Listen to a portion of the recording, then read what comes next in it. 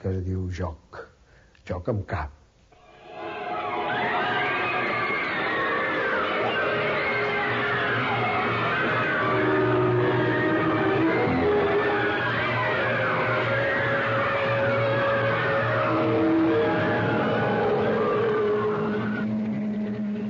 De vegades, en les novel·les de Pedrolo, la realitat es torna impenetrable, laberíntica i difícil d'explicar.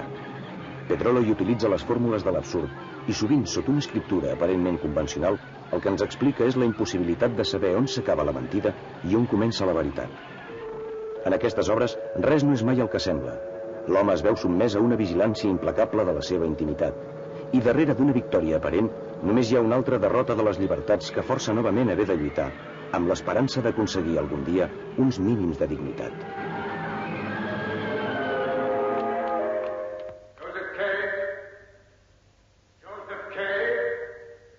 En el cas dels anònims hi ha un cas molt patent, que és el voler prefigurar aquesta societat injusta i absurda, on realment l'absurd és la cosa de cada dia.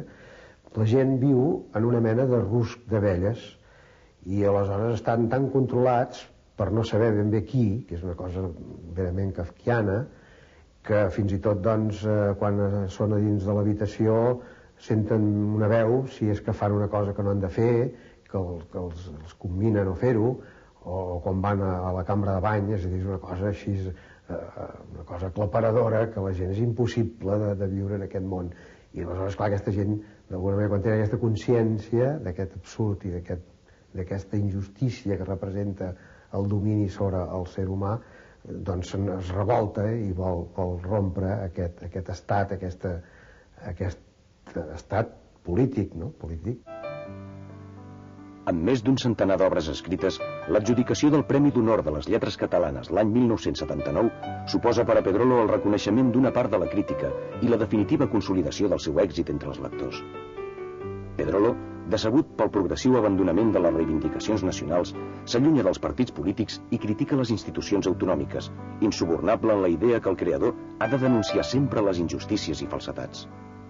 Ell mateix havia dit que escrivia com un forassenyat i que era un foll. El fascinava la realitat i l'atreia de fer la crònica de la seva època. Les circumstàncies polítiques l'havien forçat a l'absurd i, per tant, l'absurd mateix era un dels seus temes. De la mateixa manera que en els contes també es nota marcadament que ell tenia una gran preocupació per l'aspecte formal, és a dir, ell també, a la vegada que tenia un tema per tractar, volia que la forma que li donava tingués una correlació. I això el porta a una sèrie de llibres que ell en diu d'investigació del que ell en diu llenguatge novel·la, és a dir, la relació del llenguatge i la novel·la, i que és el cas del text Càncer o de Sòlids en suspensió, és a dir, n'hi ha uns quants de llibres que van per aquest camí, i el cas del text Càncer, que és paradigmàtic, no? Que primer doncs, fa com un càncer que es va desenvolupant, com un tumor, va creixent i després finalment es va reduint, com també podria ser un tumor. És clar, és una cosa estilística d'una qualitat extraordinària, sobretot per la concepció que representa, no? Que això penso que a més no hi ha altres autors en la literatura que ho hagin fet.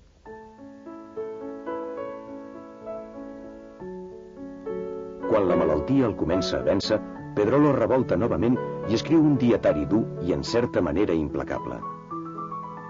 Parla d'ell mateix, de la gent que l'envolta, de les lectures que encara té esma de fer, de la malaltia.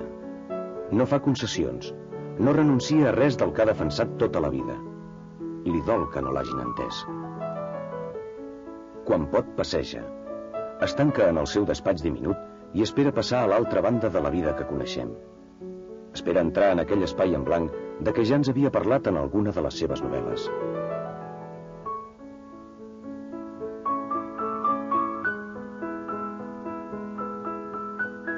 La mort li arriba el dia 26 de juny de 1990 i tanca una vida de lluita constant i indefallent pel dret que tenen els homes a viure en llibertat.